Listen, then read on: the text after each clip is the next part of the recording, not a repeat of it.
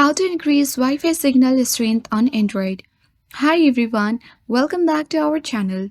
This is Rose and I'll guide you to increase Wi-Fi signal strength on Android if your Wi-Fi signal is weak.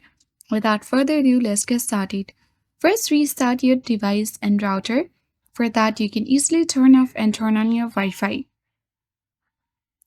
And once you have done that, you can easily restart your Android phone and Wi-Fi router for a fresh connection. Simply hold your power button on your Android device and then swipe towards restart and restart your phone. Once done, you can easily move closer to the router if you have got the weak signals. Next step to follow is simply you can forget and reconnect Wi-Fi.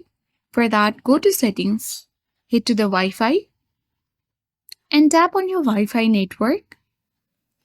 Here you need to select Forget Network option and reconnect by entering your Wi-Fi password and check whether your issue resolved or not. If not yet, you can easily use a Wi-Fi extender if you are far from the router. And by following all the tips, it will boost your Wi-Fi signal on Android. I hope this guide was helpful. If it was, then do like, share, comment, and don't forget to subscribe. Thank you for watching and I'll see you in the next video.